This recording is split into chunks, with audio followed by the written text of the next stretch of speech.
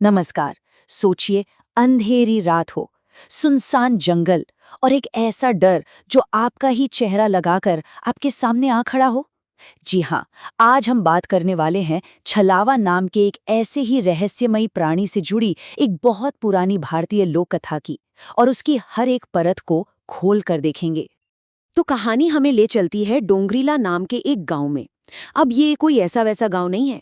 ये चारों तरफ से एक बहुत ही घने और कह सकते हैं डरावने जंगल से घिरा हुआ है। और माहौल को और भी ज्यादा भयानक बना रही है अमावस की काली रात। पूरे गांव में ना एक अजीब सी, एक अनकही सी खामोशी छाई हुई है। और यहीं पर कहानी का असली सवाल उठता है।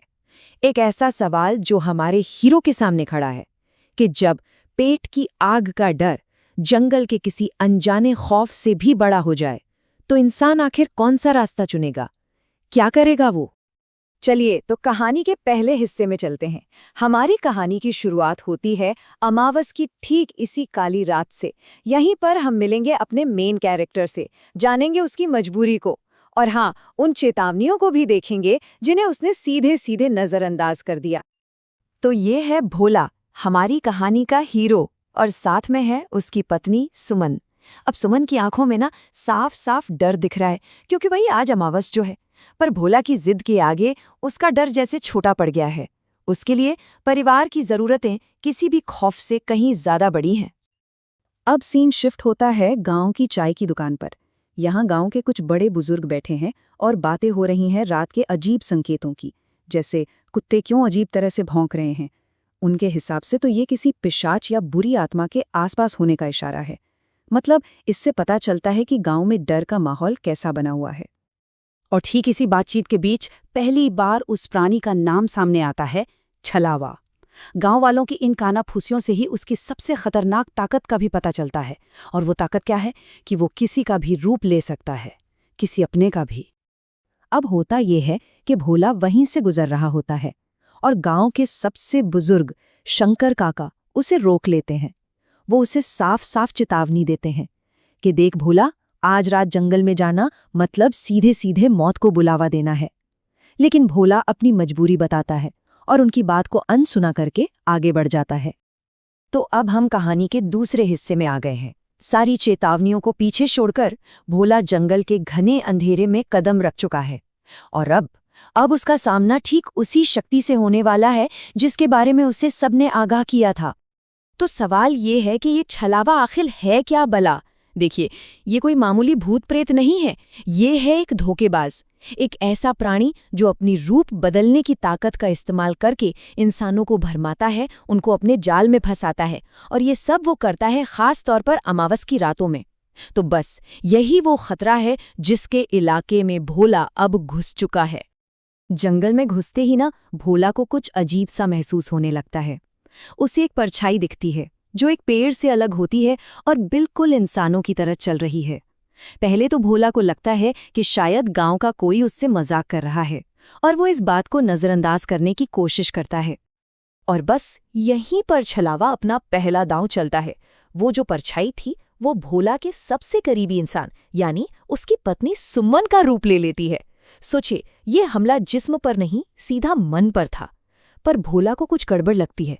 उसे शक हो जाता है। वो आंखें, वो आवाज, वो उसकी सुमन की नहीं थीं। अब हम आते हैं कहानी के तीसरे खंड पर। जैसे ही छलावे को एहसास होता है कि भोला को शक हो गया है, वो अपने हमले और तेज कर देता है। और अब शुरू होता है डरावने रूपों का एक ऐसा मायाजाल जिसका सिर्फ एक ही मकसद है, भोला के हौसले को पूरी तरह से तोड़ देना। यहाँ पर ना छलावे की स्ट्रैटेजी को समझना बड़ा जरूरी है। देखिए वो क्या करता है। पहले वो एक अपने यानी सुमन का रूप लेता है ताकि भरोसा जीत सके। जब वो चाल नाकाम होती है तो वो एक सम्मानित बुजुर्ग शंकर काका का रूप ले लेता है। और जब वो भी काम नहीं करता तब वो अपना सबसे खौफनाक दांव चलता है। वो खुद भोला का ही रूप ले लेता है। ये असल में डर को धीरे धीरे स्टेप बाय स्टेप बढ़ाने का एक सोचा समझा तरीका है। तो जब छलावा शंकर काका के रूप में सामने आता है, भोला इस बार धोखा नहीं खाता। वो उसे पहचान लेता है और ठीक उसी पल वो प्राणी अपना असली भयानक राक्षसी रूप दिखा देता है। लाल लाल आंखें, लंबे लंबे दांत। जाहिर है ये देखकर भोला के पास अपनी जान बचाकर भागने के अलावा कोई और चारा नहीं था। तो अब कहानी अपने क्लाइमैक्स पर पहुंच चुकी है, सबसे ज्यादा टेंशन वाला मोड़। एक तरफ भोला है जो एक कोने में फंस चुका है, और दूसरी तरफ छलावा जो अपना सबसे बड़ा धोखा चलने के लिए तैयार है। अब भोला को बचाने के लिए सिर्फ और सिर्फ उसकी अपनी बुद्धि ही काम आ सकती है। भागते भागते भोला एक ऐसी जगह पहुंच जाता है जहां सामने एक गहरी खाई है, मतलब आगे कोई रास्ता ही नहीं है। और ठीक तभी छलावा अपना आखिरी और सबसे खतरनाक दांव चलता है। वो भोला का ही हमशक्ल बन जाता है। अब सोचिए सीन क्या है। दो भोला खड़े हैं, एक असली और एक नकली। और फिर छलावा भोला को पूरी तरह से साइकोलॉजिकली तोड़ने के लिए एक बात कहता है। वो ताना मारता है, अब तू क्या करेगा भोला? अब तो तेरी अपनी पत्नी भी मुझे नहीं पहचान पाएगी। ये एक ऐसा ताना था जो भोला की बची खुची हिम्मत को भी खत्म कर सकता था। लेकिन ठीक इसी निराशा के पल में कहानी में एक टर्निंग पॉइंट आता है। भोला के दिमाग में अचानक शंकर काका की वो बात कौंधती है जो उन्होंने चाय की दुकान पर कही थी कि छलावा रोशनी बर्दाश्त नहीं कर सकता, वो रोशनी से डरता है। बस यही एक जानकारी उसकी आखिरी उम्मीद थी। और भोला एक पल भी नहीं गंवाता। इस एक जानकारी का इस्तेमाल करते हुए वो अपनी लालटेन पूरी ताकत से छलावे की ओर फेंक देता है।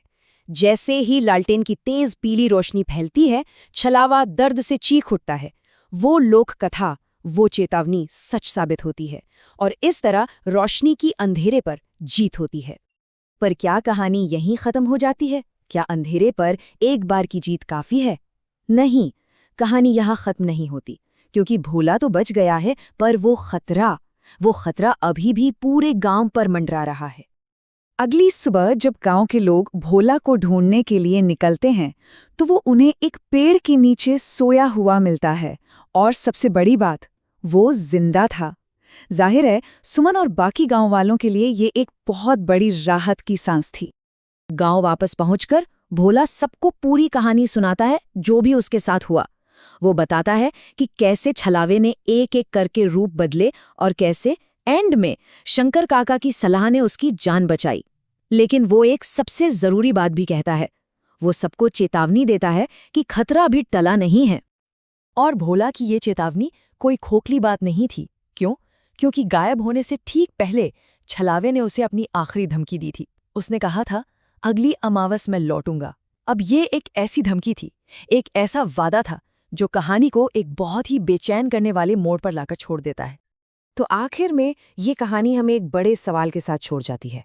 ठीक है, भोला की सूझबूझ और एक अकेली लालटेन की रोशनी ने उसे तो बचा लिया, लेकिन जब छलावा वापस लौटेगा, जब वो अंधेरा एक बार फिर पूरे गांव पर छाएगा, तो क्या पूरा गांव मिलकर उसका सामना करने के लिए तैयार होगा?